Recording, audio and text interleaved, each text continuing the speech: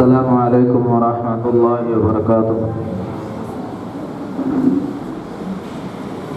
जितने भी मेरे भाई बहन सामने बैठकर आया और जितने रात की मशक्क़तें उठाकर नींद जाकर यहाँ तक आए, तहे दिल से सबका शुक्रिया अदा करता हूँ।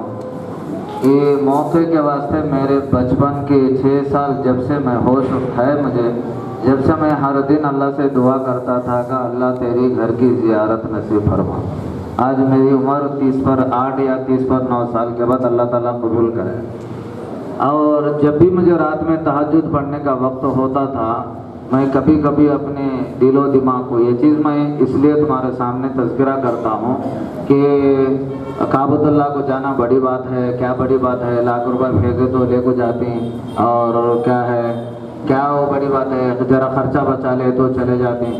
इसके ऊपर मैं कई को टॉपिक बात करता हूँ। लाख रुपए 2 लाख का क्या बड़ी बात नहीं है।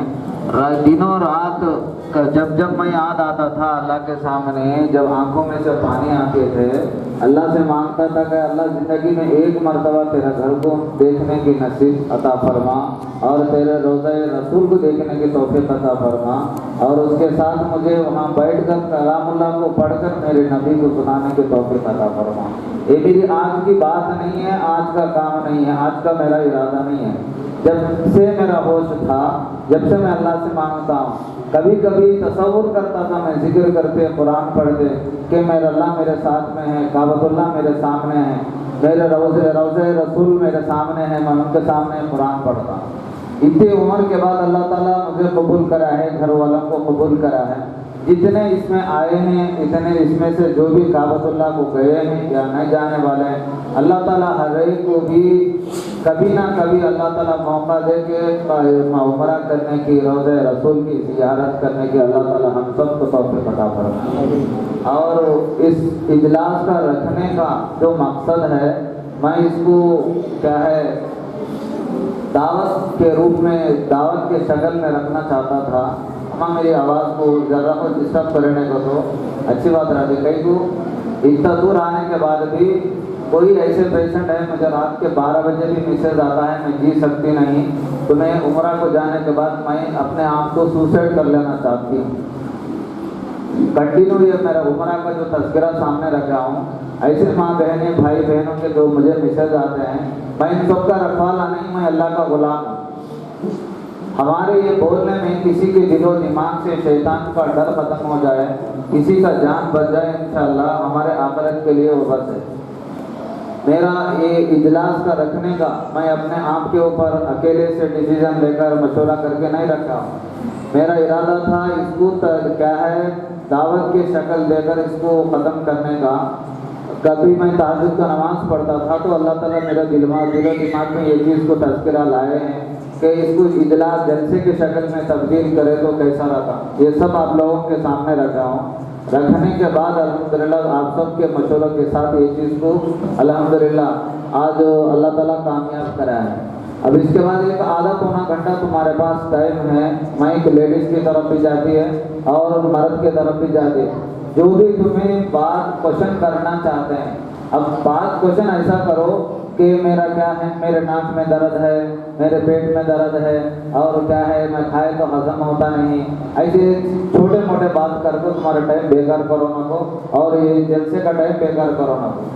ऐसा करो जो तुम्हें खुद ज़िंदगी में तब्दील हो, हमारी ज़िंदगी भी तब्दील हो, आगे वालों की ज़िंदगी भी तब्दील हो, और जो भी ये वीडियोस देखते हैं हमें दुनिया से जाने के बाद भी उनकी ज़िंदगी में भी तब्दील हो। ऐसा क्वेश्चन करो, वो टफ भी हो या आसान भी हो, क्या भी पूछना चाहते हैं इंशाल्लाह पूछने की कोशिश करो। पहले जेंट्स की तरफ से कौन सा पूछना है तो पूछो इंशाल्लाह। वालेकुम सलाम। अभी ये जो असरात वाले भी हो, कोई भी हो, हमारे मुसलमान भाई, जरा घटू बात करें तो अच्छा लगा। मुसलमान भाई या बहन अगर किसी नापाकी की हालत में आयतल कुर्सी या कुरान की कोई सूरत अपनी हिफाजत की नीयत से पढ़ सकते क्या? आयतल कुर्सी अल्लाह की एक रस्सी है, हिफाजत है, कहीं नहीं पढ़ सकते। और दूसरी बात है, इंसान औरत नापाकी की हालत में हमारे को बाहर जाना मना है।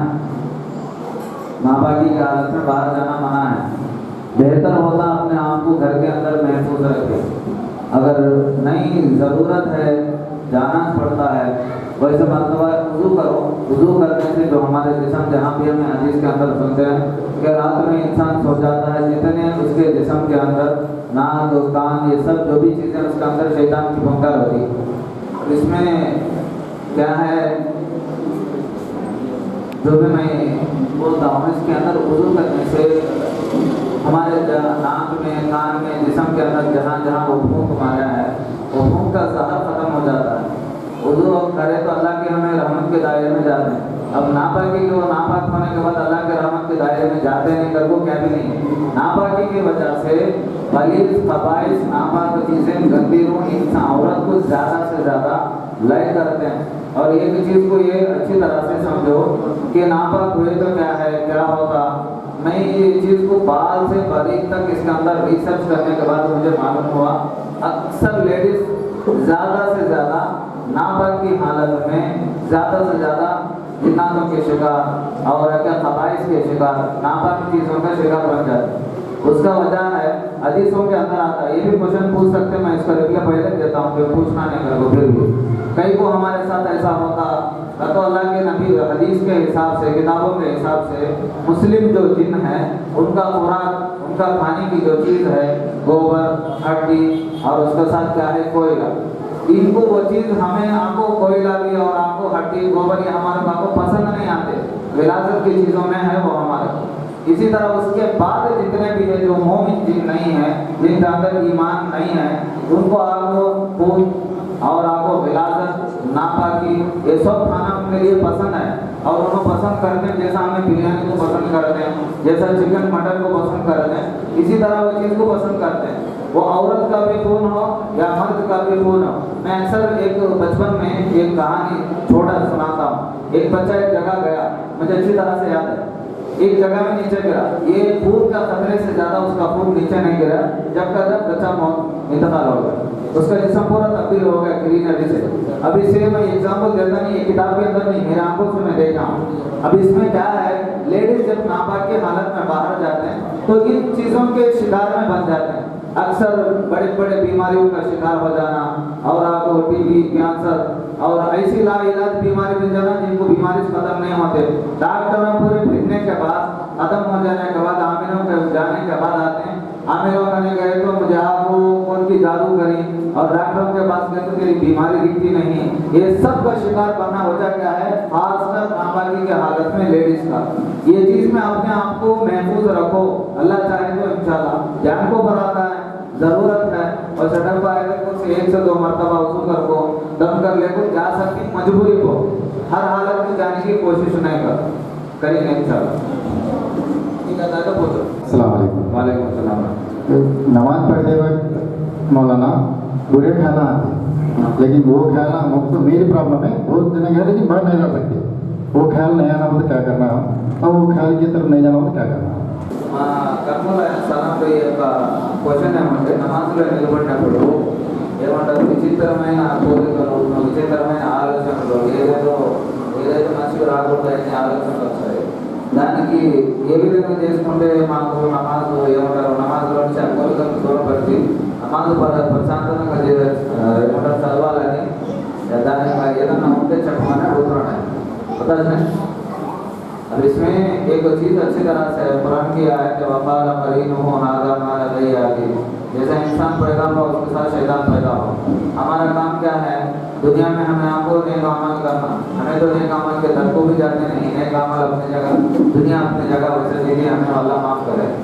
अब नमाज में जब पढ़ते हैं तो अब इसमें लेडीज़ को जेंट्स को 2 जना, अब इसमें नमाज पढ़ते बहुतों को ये औरत को मर्द को औरत, गंदे ख्यालात, बाथरूम में बैठे जैसा, नहीं कारों में बैठे जैसा, नहीं का तो क्या है, लेडीज होने से खुला नहीं बोल सकता हूँ, ऐसे ख्यालात आए जब वो। अब हमें लेकिन ऐसे भी है, कुरान पढ़ते पढ़ते रोते रोते रहते, लेकिन अब वो ख्याल आते सर ये नमाज में नहीं, जिक्रोल्लाह करते खुद भी आते हैं, अल्लाह का जिक्र करे जब भी आते हैं, अल्लाह की याद में आती है, कुरान पढ़े जब भी आते हैं।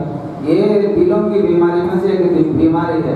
इसका एक हमें समझना तो क्या है, शुक्र साहब सामने आ जाओ मौलाना साहब, इसमें हमें क्या समझना है कि हमारा ईमान कभी नहीं, ईमान में ताकत नहीं है हमारे, आज हमें तो वो भी बोल तो मैं रिप्लाई देता हूँ उसका भी क्या समझाना चाहता हूँ। अब एक घर बनना है, बिल्डिंग बना है, बिल्डिंग बनाना तो फाउंडेशन डालने का है। फाउंडेशन पिलर के बगैर तो नहीं खड़ता, पिलर के बगैर हमें फाउंडेशन घट जगह में नहीं डाला तो टूट जाता। वैसा हमारे दिलों के अंदर जैसा हमें अल्लाह को बसाना है उस तरह हमें बसाए नहीं। वो हमारे एक हमारे नूर फातिमा सल्लमा हो जो हमारी बेटी बयान बोल को गई, अल्लाह भी जिक्रिल्लाह तत्माइनुल कुलूब, अल्लाह के जिक्र के अलावा हमारे दिलों में इत्मीनान कोई नहीं दे सकता। तो हमारे इसमें वो तकवा परहेजगारी नहीं है जिस तरह हमें अल्लाह को उतारना था दिल के अंदर। किसी का खौफ है, किसी का डर है, किसी की मोहब्बत है, ये सब चीज़ें जब तक हमारे दिलों में रहती हैं तो अल्लाह की मोहब्बत, अल्लाह का खौफ हमारे दिलों में नहीं आता। इतना कोशिश करो कि मैं अल्लाह हमारे वनहनु अक़रबु इलैहि मिन हब्लिल वरीद, जब हम इरादा करते हैं अल्लाह हमारा चार अक्सर भी सामने रहता। जब हमें नमाज पढ़ते हैं अल्लाह को मैं देखता हूँ, क्या मैं अल्लाह मुझे देखता है? नहीं, अभी भी हमारे अंदर नहीं जाते हैं तो इसका करो मैं मिट्टी से बना हूँ, मिट्टी का पुतला, एक दिन मिट्टी में जाना है। ऐसी कोशिश करो, अल्लाह चाहे तो चंद दिनों के बाद अल्लाह तुम्हारे नमाजों को सुधार इंशाअल्लाह। अस्सलाम वालेकुम। वालेकुम सलाम। शैतानी जुलूस जो कहते हैं, हाँ, इसमें अगर किसी इंसान को तकलीफ होती है तो आदमी कैसे बचना इससे बोले तो कहता है। बड़े साहब इसका मैं छेड़ना चाहता था कि उसे छेड़ने बड़े साहब इसमें अक्सर ज़्यादा तकलीफ होती है। बहुत अच्छी बात है, मैं उसको जनरल में समझाता हूँ। आप इसे खोज दो, तुम्हारे समझाना अगर तो लंबा चौड़ा वाक़या होता। अब वो हमारे माँ बाप जो पुराने थे, पुराने क्या भी हमारे माँ बाप नवे थे, जो उनके पुराने थे जो दुनिया से चल गए, न समझे न गैरुल्लाह को मानते थे। एक चीज़ हमारे को हदीस से वाज़ेह है, जिस तरह इंसान के खून जिस्म में बहता है उसी तरह शैतान भी हमारे साथ बहता। ये चीज़ की बात बोलता हूँ। अक्सर अब दर्जन मुहर्रम को और जबरों में कुछ चले तो या कोई अलग जगह और चले तो हमारे को तकलीफ होती है, कमजोरी आ गई, नहीं हम आगे सुन गए तो मुझे ऐसा होता। ये सब चीज़ों का ज़्यादा से ज़्यादा वहम है और इसके अंदर ज़रा सच्चाइयत भी है साइंस के हिसाब से, हमारी किताबों के हिसाब से भी। वजह क्या है तो किताब करो, ये चीज़ लिखो नहीं, किताब में जब रिसर्च करने के बाद ये सब चीज़ समझ में आएगी। हमारे जो जीव हमारा जो चलता है तो हमारे को एक जना योगी आदित्यनाथ से क्वेश्चन करा था, उन्होंने तुम्हें भी हमारे पुराने हैं, तुम्हें भी हमारे वाले जो तुम्हें खाली नाम तब्दील करी, लेकिन तुम्हें हमारे वाले तरफ ने जवाब दिया योगी आदित्यनाथ हमारे बाप के बच्चे थे, हमारे दादा के बच्चे थे। इसी तरह मैं उसका रिप्लाई देता नहीं। बात क्या है, हमारे जिस्म के अंदर जो खून जो पीढ़ियों का रहता, इसके अंदर शैतानी असरात होती, जादू जिन्नात के रजात के असरात रहते। मैं कैसा आदमी का वो पूछ सकते हैं, 150 साल के बाद 200 साल के बाद भी उनका हिस्ट्री किताबों में लिखता है कि फलाने ज़माने में फलाने 5 साल के बाद फलाने घर में इतने बच्चे मर जाते हैं और इतने बैकों को पेट से रहे तो उनका अमल निकल जाता। ये चीज़ों को भी अल्लाह ताला मुझे टेकअप करने की तौफीक दिया। मैं इसके क्या बोली एविडेंस के ऊपर बोलता हूँ। 200 साल के पहले जिस तरह वो औरतों के घरों में हाथा पाँव बिके होते थे, उनके जिस्म पूरा ग्रीन बनता था और उनका खून ऑटोमेटिक से सुराख पड़ को निकलता था, उनका हमल ऑटोमेटिक रात से खत्म हो जाता था।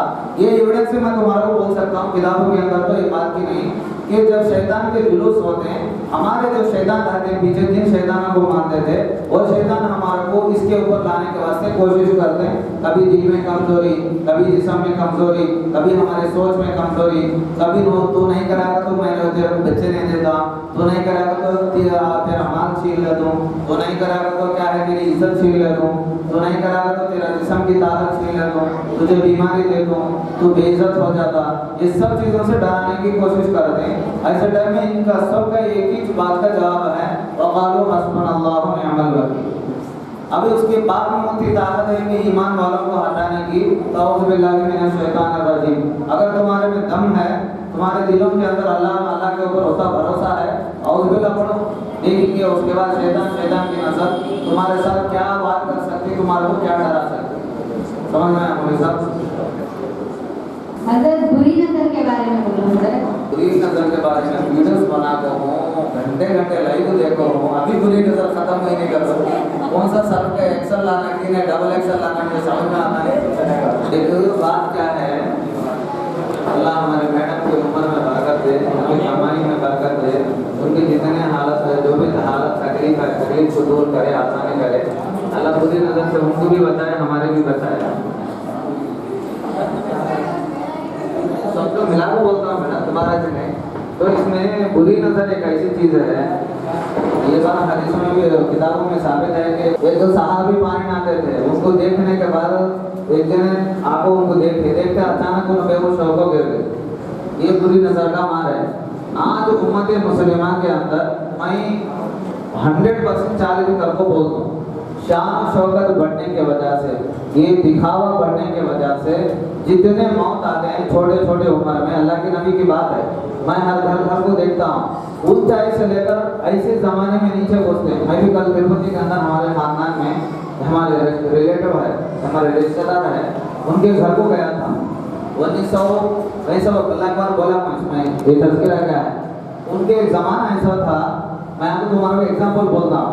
1 किलो का ऊपर सुनना था उनके पास, हर महीना मंथली उनका इनकम जब मैं लाखों में था, कब 90, 95, 95, 96 में जब मैं बेलूर में पढ़ते थे, उनके घर को जाको 2 दिन 3 दिन घर को आते थे। कल ऐसे हालात है, उनका शौहर भी मर गया, पाले से बच्ची भी दूर हो गई, कर्जों पर कर्जा, कब तक 20 साल होता 25 साल होता है, अभी ज्यादा भी हो गया, अब तक कर्जा ना टूटता है ना खत्म होता है, उन्हें उठ भी सकती नहीं बैठ भी सकती नहीं। ये दुआ कर दो मुझे काबतुल्लाह का विराम पकड़ दो, ये तो एक तो मुझे मौत दे, नहीं तो ये आपको ये खर्च को अदा करने की सही तरीका तो दे। अब इसके अलावा तो मैं जी सकती नहीं, करवा हाथ में पकड़ दी है, पाँव में पकड़ दी। इसका एक मेन कारण क्या है, हमें दुनिया को क्या है दिखाना चाहते हैं, इल्म से दिखाओ, अखत से दिखाओ, कामों से दिखाओ। तुम्हें जाने के बाद तुम्हारे नाम को उम्मत के अंदर रुपए जैसा करको दिखाओ, तुम्हारे कपड़ों को, तुम्हारे लिबास को, तुम्हारे गाड़ियों को, मैं फलाने गाड़ी में फिरना है। यूट्यूबर पे एक जना इंस्टाग्रामर था, हजारों का फॉलोअर थे, ऑटोमेटिक उसे कोई सी बीमारी, मुसलमान बच्चा है, उसके जिस्म को पूरा टाटो है, टाटो के साथ कब्रिस्तान में भी दफन करने दिए हैं लास्ट को, एक ही बेटा है, मर गया, फायदा क्या है। अल्लाह के नबी सल्लल्लाहु अलैहि वसल्लम की ये हदीस है, मेरी उम्मत में तकदीर के फैसले के बाद ज्यादा से ज्यादा अगर मौत होते हैं तो बुरी नजर से होते हैं। हमें अच्छे थे, हमारे घर के अंदर बरकत चले गई, हमें अच्छे थे, हमारे घर के अंदर सुकून चला गया, हमारे यहाँ अच्छे थे, हमारे घर के अंदर क्या है हालात सही नहीं, ये सब चीजों का वजह है बुरी नजर। जो तुम्हें है, जो तुम्हें कमाते हैं, जो तुम्हें लाते हैं, ये सब चीजों को दुनिया को दिखाने की जरूरत नहीं। जितना तुम्हारे को जरूरत है प्रॉपर्टी में भी तब्दील करो, काम भी ऐसी जगह तब्दील करो जहाँ हमारे वालों की दुनिया की नजर ना पड़े। अगर बढ़ते भी हैं, तुम्हें ये भी मैं बोलता हूँ, तुम्हें आपको 1000 कदम ऊपर जाते हैं, 1000 कदम नीचे भी जाते हैं। अगर तुम्हारी तकदीर अच्छी है तो बच सकते हैं, तकदीर अच्छा नहीं तो हमें बोल सकते हैं उसके ऊपर। इसके वास्ते अपने आप को जब भी आईने में देखते हैं, अब्बा मेरी सूरत कितनी अच्छी है, अल्लाह का शुक्र है, इतने साल में मुझे साबुन लगाने की तौफीक नहीं दी अल्लाह सूरत। 14-15 साल शादी से पहले से भी मुझे उसके ऊपर क्या ये नहीं है, बॉर्डर लगाने की भी नौबत पड़ी नहीं, कभी कभी वो कब की साल को 2 साल को। इसमें बोलने का वजह क्या है, सूरत के अंदर जब हमें खड़े को देखते हैं, हमारी सूरत को देखकर बुरी नजर की दुआ पढ़ो। अब कुछ ना कुछ की क्वेश्चन करें, बुरी नजर अगर ज्यादा है हमारे ऊपर, बुरी नजर को देख, हमारी शक्ल को देखकर पढ़ने की कोशिश करो। जब भी हमारे बाहर जाते हैं, हमारे सूरत को हमारे किताबों के सामने रखकर बुरी नजर की दुआ पढ़ने की कोशिश करो। ज्यादा से ज्यादा इसके ऊपर 4 सुर पढ़ने की कोशिश करो।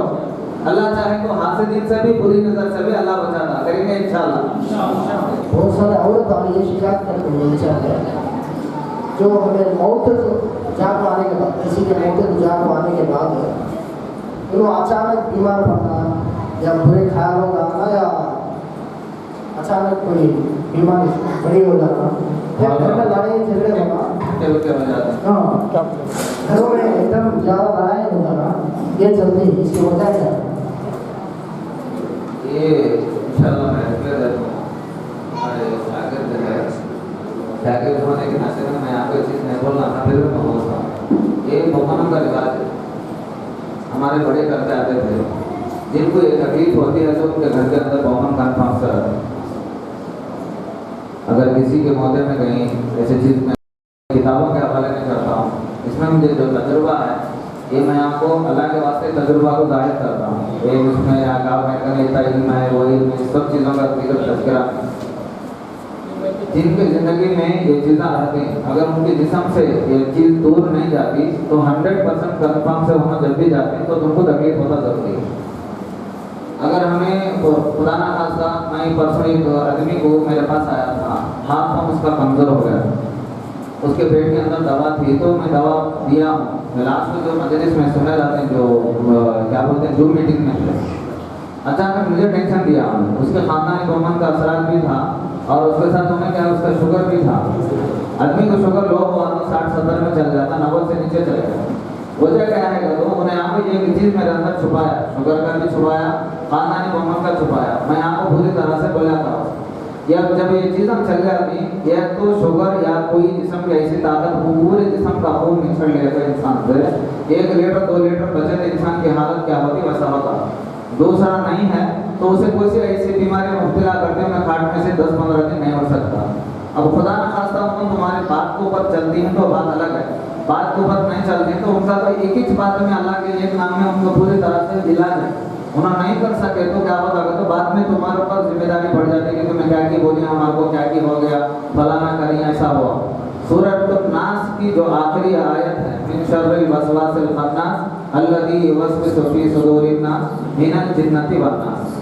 सूरह फातिहा और आयतुल कुर्सी, मैं खुद इसके ऊपर मैं भी एक ज़माने में मैं भी इसका शिकार था।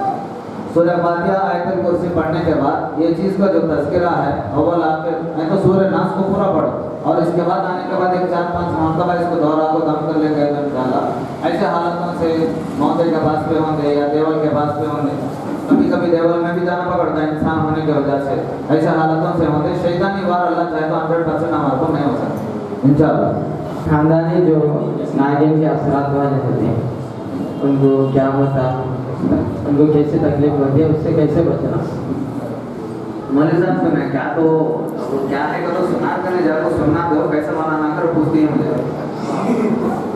वैसे तो तुम्हें सुना रहा हूँ पहले, उसके बाद रिप्लाई दे दो, मैं बोल दो बोलो अल्लाह सूरत इखलास बोल दो, 11 दिन कर दी, 11 दिन के बाद खुल जाती, वो आपको राइट साइड बैठा था लेफ्ट साइड या किडनी में बैठता, जब तुम्हें क्या कर दी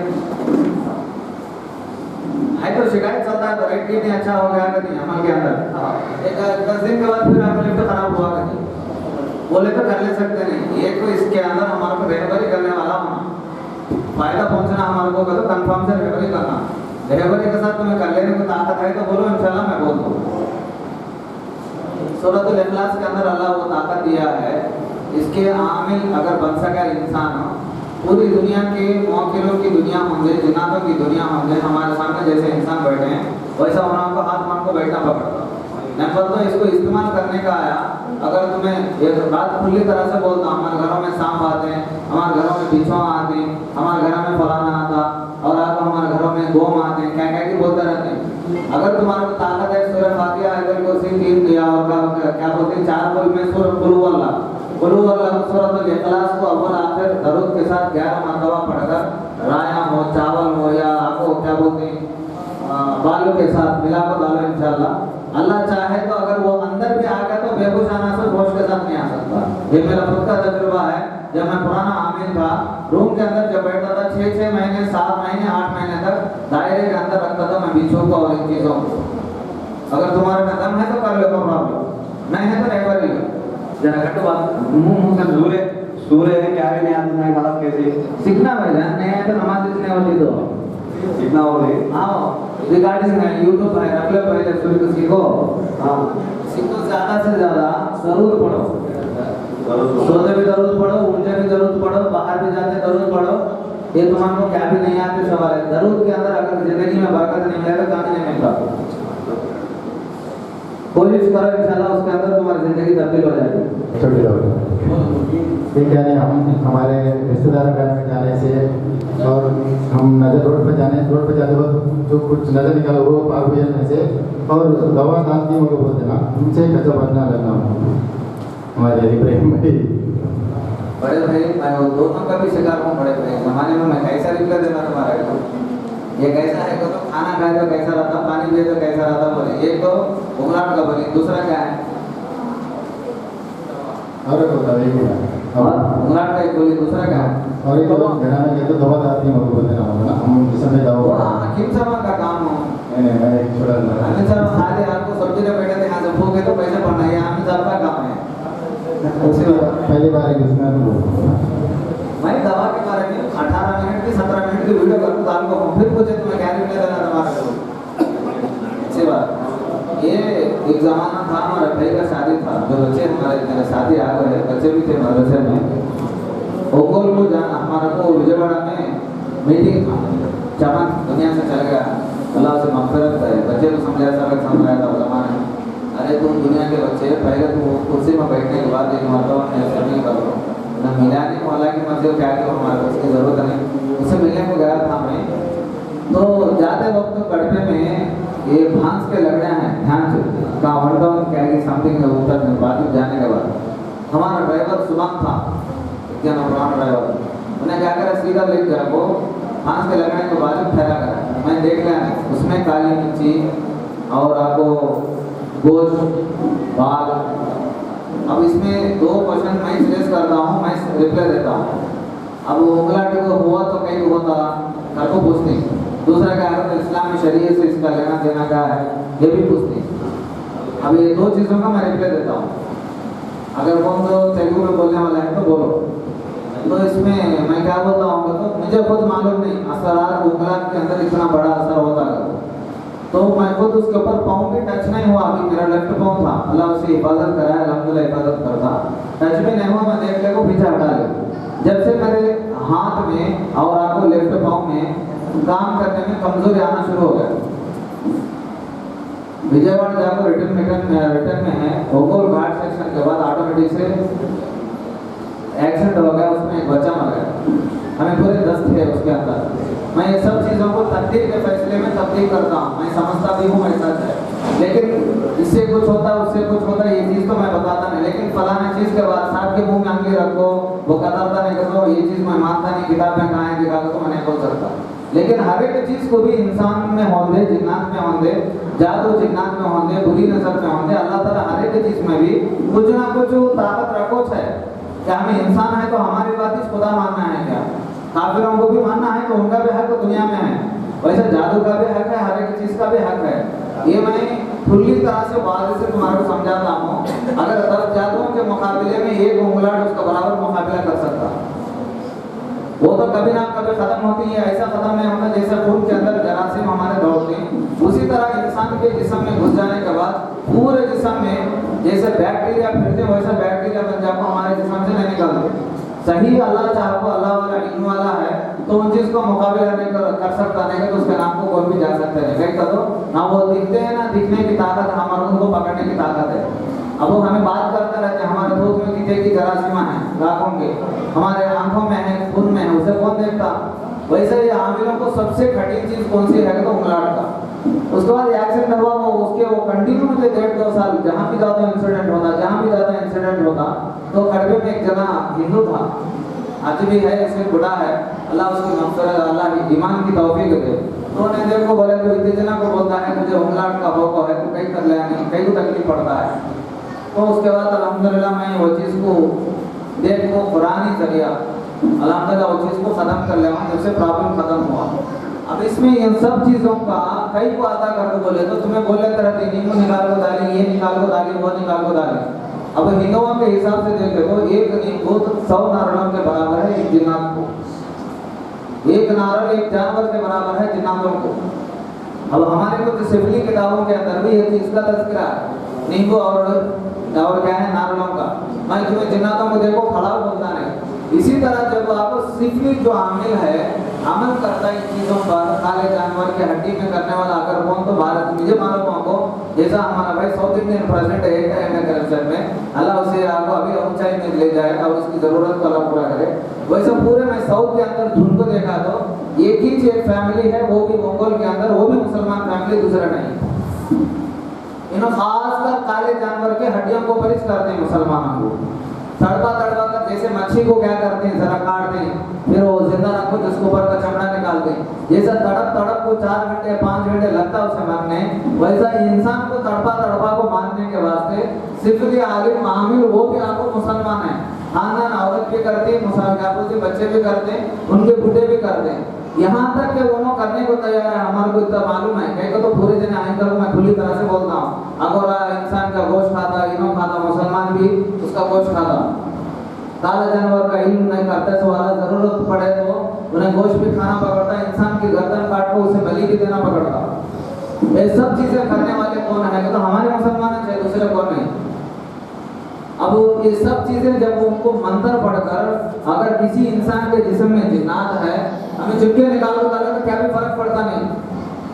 अभी बोले जरा हमें नजर निकाल को डाले क्या होता है, उससे क्या फर्क पड़ता है?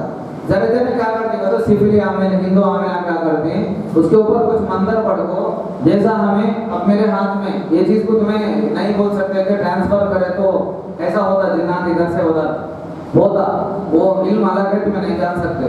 जैसा मैं मेरे हाथ में है दूसरा का हाथ में जा सकता, मंत्र के जरिए कुरान के जरिए भी ये ताकत अल्लाह ताला उससे भी ज्यादा देखो है।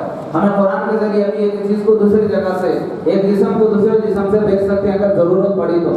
अल्लाह का शुक्र है आखिरी दम तक मेरी नस्ल को ऐसे हराम कामों से हिफाजत करे, उसकी दीन की खिदमत करने की तौफीक दे। तो वो क्या करते हैं, इंसान के जिस्म में जो बीमार क्रिएट करा है, वो जादू हो या जिन्नात हो, खानदानी हो या नागिन हो, तो उन सबको क्या करते हैं एक नींबू में नहीं तो गोश्त के अंदर ट्रांसफर करके वो चीज को ले जाकर गाँव के बाहर रखते हैं, उसके साथ सुलह करते हैं कि तेरा तू मेरे नाम का आना, वो मेरे नाम को, मैं भी तीजा आता मेरे तेरे नाम को आता नहीं। जैसा हमें भाइयों के आपस के झगड़े रहते हैं और आपको क्या वो खानदानी मसाइल रहते हैं, मियाँ बीवी के मसाइल रहते हैं, जैसा हमें सुलह करते हैं तो इन लोगों ने क्या करते हैं, मैं इसके जिस्म से छोड़कर जब खून देता हूँ, गोश्त देता हूँ, तो सामने वाला जो जिस्म तुझे मिलता है उसे तेरी मर्जी या सरकार को कर ले, मुझे संबंध नहीं, उसके बाद तेरी मर्जी।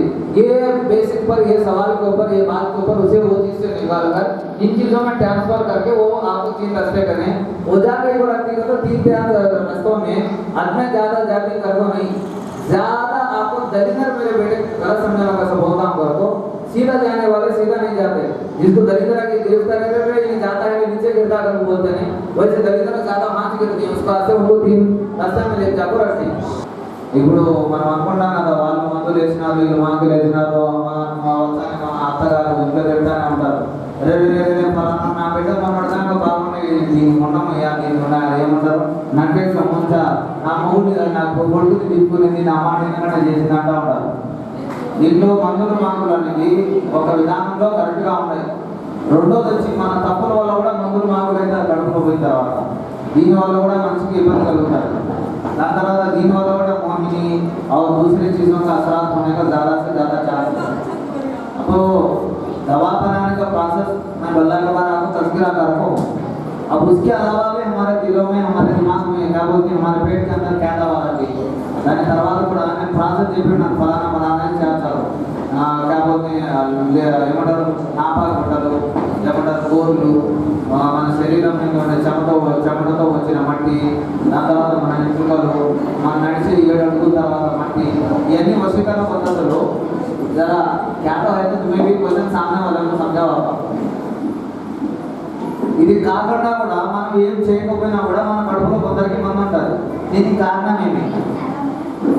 అప్పుడు एग्जांपल మన ఎంట్రుకలు ఉన్నాయి, ये अक्सर मैं आपको आलिमों के अंदर भी देखता हूँ और आपको हाफिजों के अंदर भी देखता हूँ, दीन के दाइयों में भी ये चीज़ को देखता हूँ।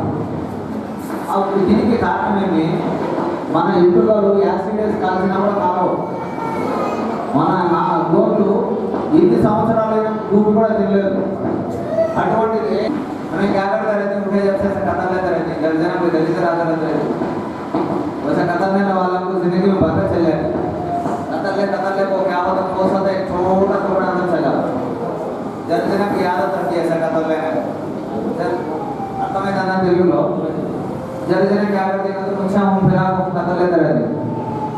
ये सबसे दरिद्र बड़ी दवा మీకేసే మందుల్లో అన్నిటికన్నా దరిద్రమైన మందు అంటే ఇదే, మన గోలు కొనుక్కోవడము, మన మిసాలు దూకోవడము. దాని తర్వాత ప్రవక్త గారు ఏం చేసినారు, గడ్డాన్ని పెంచండి మీసాన్ని తగ్గివ్వండి. కారణం ఏమంటే ఒకవేళ మనం తింటా ఉంటాం, మనం దువ్వెని చేసుకోకపోయినా ఒక్కోసారి మన తల మీద చేయి పెడితే తెలియకుండా ఎండుకలు ఊడిపోతూ ఉంటాయి, మిసాలు పెట్టుకుంటాం, ఈడతా ఉంటాం, ఒకటికి మిసాలు పెట్టుకుంటాం. వాళ్ళు ఏం చేస్తారంటే అన్నం తినేటప్పుడు ఏదైనా ఒకటి దాని లోపల పోయిందనుకో, వాడికి నాకు అన్నం వరగదా, ఈ డాక్టర్ కాడికి బతికి మనం ఆ డాక్టర్ కాడికి మనం ఫీల్ అవుతుందేమో, ఆ డాక్టర్ కాడికి బతికి స్కానింగ్ దిగి కనపడబోయి ఇంటికి ఏం కనపడుతుంది, లోపల పోతే గోరు ఏం కనపడుతుంది, ఎన్ని సంవత్సరాలు ఉన్నా కూడా వాడికి అనారోగ్యం పెరుగుతూనే పోతుంది అనారోగ్యం. అప్పుడు నా బిడ్డకు మంది వేసింది ఇది మనం ఏదైనా తింటా ఉంటుంది అంత ఇంట్లో దానికి కారణం మనమే అయితే నా ఫస్ట్ మందుకు ఏదో వేసి మందు దానికంతా వేరు. అది వేసిన తర్వాత 2 రకాలు ఉంటాయి మనిషి యొక్క జీవితంలో.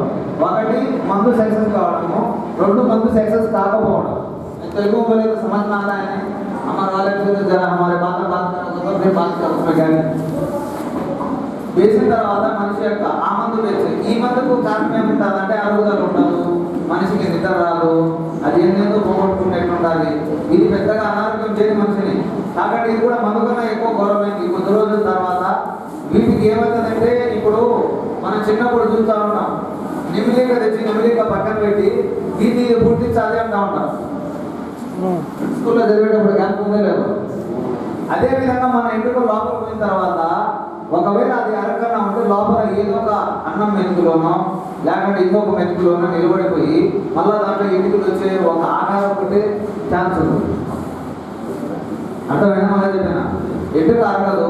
అరకన్నా ఉన్న ఏదో ఒక అన్నం మెతుకులోనో లేకపోతే మాంసం మెతుకులోనో అది ఎరకపోయినప్పుడు నిలబడినప్పుడు ఇప్పుడు గ్రాస్ ఫీడింగ్ చేస్తున్నారు. ఆపిల్కాయ, జామకాయ, టెంకాయ, వంకాయ 2 కలిపి పెడితే 2 లేస్తున్నాయి. దానికి కావాల్సింది ఏముంది? టెంకాయలు వంకాయలు ఒకటే చెట్టు కాస్తున్నాయి అంటే తినేటప్పుడు కూడా నా మాట ఆడ 2 లేకుండా కావమని. దాని శక్తి దాంతే, దీని శక్తి దీందే. దీని ఏంటి చెప్తున్నానంటే, అదే విధంగా దాంట్లో కలిపే యొక్క మట్టిలో మనిషి యొక్క ఎంట్రుకలు, జంతువు యొక్క ఎంట్రుకలు, ఎముకలు ఎన్ని ఉంటేనే నీకు 2వ చెట్టు. దాని తండ్రి వేరే, దీని తండ్రి వేరే, దాని జాతి వేరే, దీని జాతి వేరైనా కూడా ఇదేస్తున్నాయి. అదేవిధంగా మన కడుపులో పోయిన తర్వాత ఎంట్రుకలు ఒకవేళ ఉంటే అది అన్నంలో ఒకరుంత పెద్దదయ్యి దాని తర్వాత ఎంట్రుకలు మనడం మొదలవుతుంది. ఇది మనిషి వేయకపోయినా కూడా వస్తుంది. ఇప్పుడు నాలాంటి కాడికి వచ్చిన తర్వాత నేను చెప్తాను, నీ కడుపులో మందు ఉంది, నీ కడుపులో ఫలానా ఉంది, నీ కడుపులో ఏది ఉంది, ఉండాలి నిజంగానే. దానికి 3 స్టేజ్లు ఉంటాయి. మన ఆ మందు గురించి, మనిషి వేసిన మందు గురించి కూడా చెప్తాను. ఏమంటే ఎన్నిసార్లు చెప్పినా మా వాళ్ళు మరి అదే చెప్పమంటారు. ఇది వేసిన తర్వాత కొద్ది రోజులకు అనారోగ్యం ఫస్ట్ మొదలవుతుందంటే ఆరోగ్యము మన కడుపులో ఉండే అరుగుదల పోతుంది మనిషికి. అది అరుగుదల పోయిన తర్వాత మనిషి యొక్క మేధస్సు అనేది సరిగా ఉండదు, ఆలోచన కరెక్ట్గా ఉండదు. ఎప్పుడైతే గ్యాస్ వస్తుందో మా మెడ ముందర ఉన్నది, కడుపు కొడుతుంది, కళ్ళ కొడుతుంది, ఏమంటారు మెడకు కొడుతుంది, తల కొడుతుంది. కొట్టినప్పుడు మనిషి కూర్చోలేడు, లేలేడు, ఇంకా ఎన్నెన్నో రోగాలు చూపిస్తూ ఉంటుంది గ్యాస్. ఆ గ్యాస్ ఫామ్ అయిన తర్వాత మనిషికి నీరసం రావడము, ఏమంటే సచ్చుగా అయిపోవడము. నేను 10 రోజుల ముందు అసలు 10 కిలోలు ఎత్తా ఉన్నాయి, ఇప్పుడు ఎత్తలేకుండా అంటాడు. 10 కిలోలు కాదు, 1 కిలో కూడా ఎత్తలేడు. ఏమంటే నీ లోపల దీన్ని బేస్ చేసుకొని లెట్రిన్ బాత్రూంలో ఉండే కమీసులు, నాపాకు ఏమన్నారు కొండల్లో, గృహంలో, కోణంలో ఉండే నాపాకు వస్తువులు, ఈ వస్తువును బేస్ చేసుకొని మన శరీరంలోకి దూరేదానికి ప్రయత్నం చేస్తూ ఉంటారు. ఎవరికైనా మందు పడి ఉంటుంది, చాలా మందికి తీసి ఉంటా. మీరు ఒకసారి ఆలోచన చేయండి. ఒకటే పక్కన వేడి ఉంటుంది చూడండి. బాత్రూమ్ పోయి చూద్దాం మనము, అప్పుడు దాకా బాగానే ఉంటాం. లోపలికి పోతాం, అన్నం తినాం, మనం ముఖం కన్నా అని కడుకుంటూ రాత్రి నిద్ర పోయినప్పుడు ఇక్కడ వేడిగా ఉంది నాయన అనుకుంటా ఉంటాం.